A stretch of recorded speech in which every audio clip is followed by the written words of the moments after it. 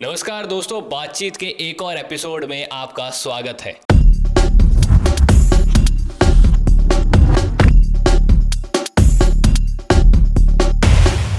दोस्तों, Donald Trump ने America के अंदर राष्ट्रपति पद की शपथ ले ली है। शपथ ग्रहण समारोह पूरा कंप्लीट हो चुका है। अलग अलग विदेश से आए लोगों ने उनका समारोह अटेंड करा। अंबानी जी भी गए थे वहाँ पर अटेंड करने। एस जयशंकर भारत को रिप्रेजेंट कर रहे थे। काफ़ी लोग कह रहे थे कि भाई प्रधानमंत्री जी को नहीं बुलाया।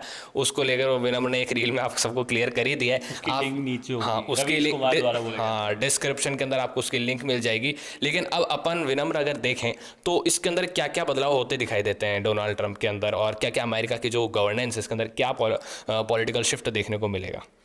देखिए, बेसिक पॉइंट तो ये है कि आपने बोला एस जयशंकर को बुलाया गया। आप देखेंगे कि एस जयशंकर को फ्रंट रो में बैठाया रखा था। बिल्कुल, वो हमने वो चीज़ देखी कि एस जयशंकर जो है फ्रंट रो में बैठे हुए थे। जापान और बाकी और देश के विदेश मंत्री तो जो है वो पीछे तीसरी चौथी रो के अंदर बैठे हुए थे।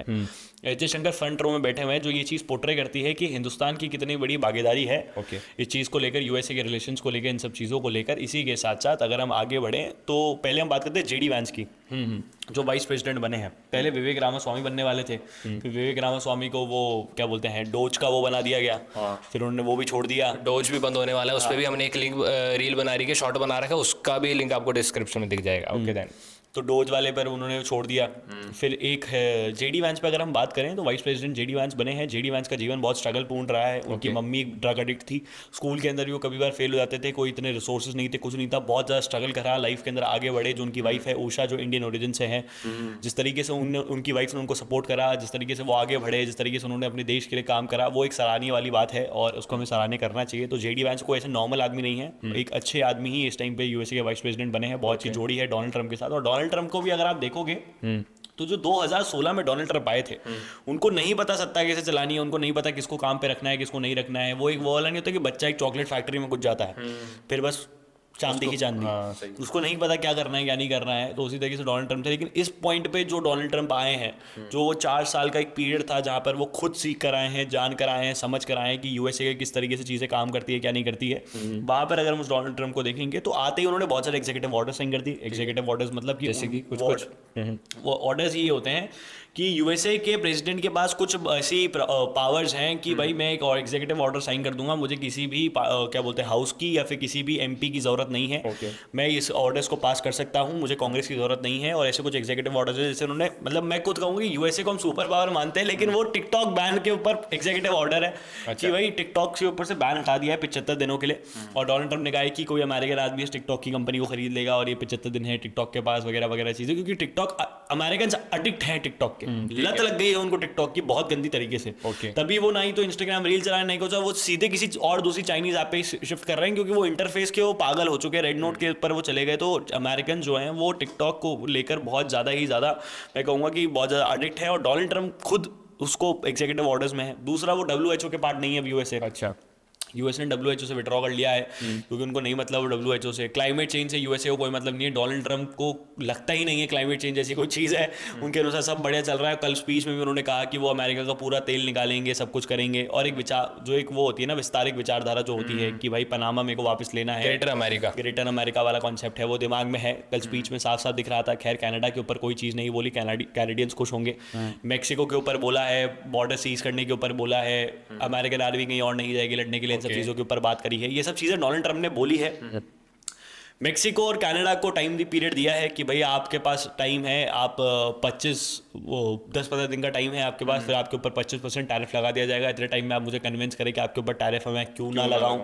इसी के साथ साथ ब्रिक्स नेशन, डोनाल्ड ट्रंप की थोड़ी सी यहाँ पर मैं कहूँगा कि थोड़ा वो कमज़ोर हैं कि उनको नहीं पता इंटरनेशनल ग्रुपिंग्स में कौन कौन क्या क्या है। जैसे हाल ही के अंदर अभी कल उनसे एक स्पेन का पत्रकार पूछा था कि ब्रिक्स के बारे में, तो उनको लगा कि ब्रिक्स के अंदर जो एस आता है वो स्पेन, वो एस साउथ अफ्रीका नहीं है, वो स्पेन है। स्पेन को बोलिए कि भाई आप भी तो ब्रिक्स नेशन हो, ये वो वगैरह वगैरह। लेकिन उनको नहीं पता, शायद मेरे को ये लगता है उनको ये भी नहीं पता होगा कि इंडिया भी एक ब्रिक्स नेशन का पार्ट है।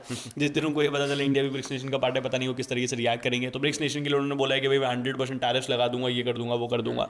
तो बेसिक पॉइंट यही है कि Donald Trump will run America like a company. Everyone is saying this, and this is a fact that Donald Trump will run America like a company. And और America at present, America first और जितनी भी सारी चीज़ें हैं जो Donald Trump ने अपने उसमें बोली है भाषण के अंदर कि भाई मैं इलीगल इमिग्रेंट्स के लिए बंद कर दूंगा अमेरिका, मैं अमेरिकन को प्रायोरिटाइज करूंगा, अमेरिका को फर्स्ट प्रायोरिटी रखूंगा। तो ये सब चीज़ें ही हैं जो उसमें चल रही है।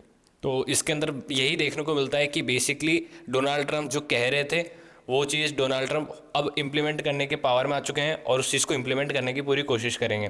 इस बीच जो है डॉज जो है काफ़ी लफड़ों में फंस गया। डॉज के ऊपर भी जो वहाँ के सरकारी कर्मचारी, अमेरिकन के जो सरकारी कर्मचारी, उनके जो एक संगठन है, उन्होंने उसके ऊपर लॉ सूट फाइल कर दिया और अलग अलग चीज़ें कर दी, वो भी लफड़ों में जा चुका है। क्या मेरे को ऐसा लगता है विनम्र कि क्या डोनाल्ड ट्रंप को तकलीफें आएंगी कि कुछ चीज़ों को परफेक्टली एग्जीक्यूट करने में, कैसा हो सकता है? नहीं, मतलब मुझे ये लगता है जो उनके अनऑफिशियल प्रेसिडेंट है इलॉन मस्क, वो ऐसा कुछ करने नहीं देंगे। वो जो है चीज़ें बरकरार रखेंगे, नॉर्मली चलाने की कोशिश करेंगे और मोस्ट प्रोबेबली यही होगा कि यूएसए, देखना ये है, मज़ेदार 4 साल निकलने वाले हैं। ओके। 4 साल बहुत खबरें निकलने वाली है, लोगों का जो इंटरेस्ट है जियो पॉलिटिकल न्यूज़ के अंदर बहुत ज़्यादा बढ़ जाएगा। अमेरिका अब एक नॉर्मल थर्ड वर्ल्ड कंट्री नहीं रहेगा, वो बढ़ चढ़ के हर चीज़ में पार्टिसिपेट करेगा। अच्छा, अमेरिका ने जो है ट्रंप ने काफ़ी वादे किए थे कि भाई पावर में आने से पहले मैं इसराइल हमास वॉर रुका दूंगा, जो भी रुकती हुई दिखाई दे रही है, ठीक है। उसका कोई ऑफिशियल कहीं वो नहीं है कि भाई किसकी वजह से वॉर रुकी है। उसका एक वो प्रॉपर कतर के अंदर मीटिंग हुई थी, उसके बाद हमास के लीडर आ रहे थे और इसराइल से भी मोसाद के जो डायरेक्टर हैं वो भी वहाँ पर गए थे। वो मीटिंग्स हुई थी, उस मीटिंग को डीपली कौन मॉनिटर कर रहा था ये कुछ नहीं पता है, लेकिन रशिया और यूक्रेन वॉर का कुछ निकल के नहीं आया है। क्या ट्रंप ने कुछ प्लान रेडी कर रखा है पुतिन के लिए या फिर जेलेंस्की के लिए? रशिया यूक्रेन वॉर कोई छोटी वॉर नहीं है, उसको रुकने में टाइम लगेगा। पर हाँ, जैसे वो जो मीटिंग लोग कह रहे हैं कि Donald Trump will meet Putin, historical meeting ever, वो मीटिंग जैसे ही होती है, देखना ये है कि कितनी जल्दी उसके बाद वॉर रुक जाएगी। Putin is the most happiest person on the planet कि डोनाल्ड ट्रंप इलेक्शन जीत चुके हैं। उनकी वाइफ से ज़्यादा भी अगर कोई खुश है तो व्लादिमीर पुतिन है, सीधी है। और बस इसी तरीके से चीज़ें चल रही हैं। और अब देखना ये है कि फ्यूचर के अंदर अमेरिका किस तरीके से अपनी पॉलिसीज रन करता है, डोनाल्ड ट्रंप किस तरीके से अमेरिका को रन करते हैं, जो दुनिया को इफेक्ट करेगा। Because if America sneezes world gets cold. Okay then, वो वाली कहावत है। तो दोस्तों ये सब थी अब तक की अपडेट। डोनाल्ड ट्रंप के चुनाव जीतने के बाद वो राष्ट्रपति बन चुके हैं। ये पूरी जो अपडेट था यूएसए इलेक्शंस 2024 का, इसको हमने तर्कवाद पर अच्छे से कवर किया है। उसकी प्लेलिस्ट भी बनी है, हर चीज़ बनी है। उसके अंदर शुरुआत से लेकर अब तक क्या कुछ हुआ है, अमेरिका के अंदर क्या इकोनॉमिक रिफॉर्म्स रहे हैं, टैरिफ लगाने से अमेरिकन को ही कितना नुकसान होने वाला है, इन सब चीज़ों के बारे में, उन सब चीज़ों के बारे में हमने बात करी है। आप जाकर उन सभी वीडियोज़ को देखिए और समझिए कि अमेरिका के अंदर इलेक्शंस किस तरीके से हुए, किस तरीके से ट्रंप पावर में आए, क्या एलॉन मस्क का रोल था, रामास्वामी अब कहाँ भग रहे हैं, ये सब चीज़ें था। और आप अब बातचीत को भी, सीरीज़ को भी देखिए और तर्कवाद को सब्सक्राइब कीजिए। जय हिंद, जय भारत। भारत माता की जय। और हाँ, पानी बचाएं।